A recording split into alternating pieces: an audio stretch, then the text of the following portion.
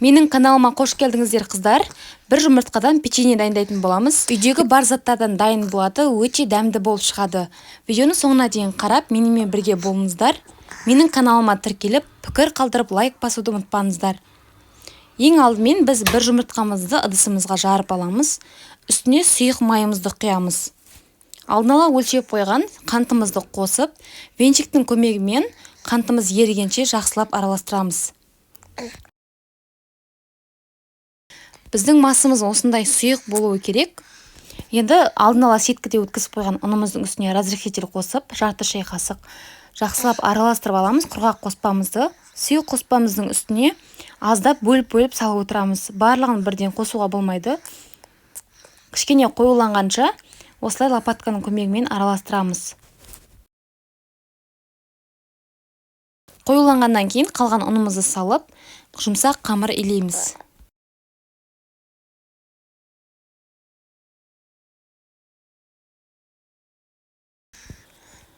Біздің қамырымыз дайын болды. Қолға жабыспайтын осындай қамыр шығады. Егер кішкене қолға жабысып тұрса, аздап 20-30 граммдай ұн қоссаңыздар болады. Енді қамырымызды 40 граммнан әрқайсысын таразыға салып отырып өлшеп аламыз.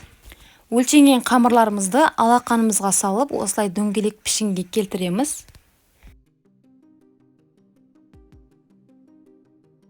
Біздің печеньеміз өте әдемі әрі дәмді болып шығады.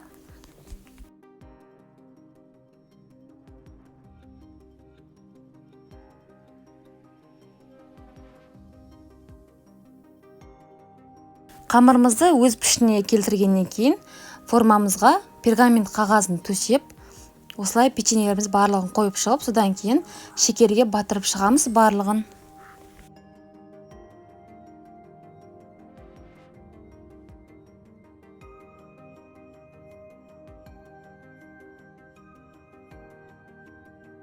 Сіздерге осы печенье түсінікті болса және ұнап жатқан болса, менің каналыма тіркелуді ұмытпаңыздар. Алдағы уақытта сіздермен тегін рецепттермен бөлісетін боламын.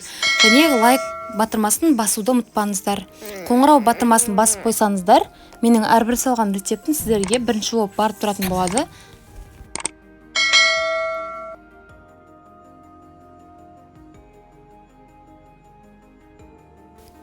Енді печеньеміздің үстін шанышқының көмегімен осылай 3 рет басып шығамыз.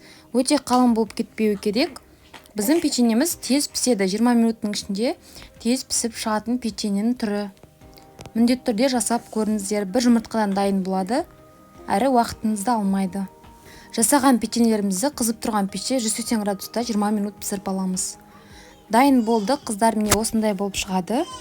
Өте дәмді, тез дайын болатын печеньелердің бірі. Менің каналыма тіркелуді ұмытпаңыздар және лайк басып, пікір қалдыруды ұмытпаңыздар. Алдағы уақытта сіздермен тегін рецепттермен көптеп бөлісетін боламын. Өте дәмді печеньенің бірі.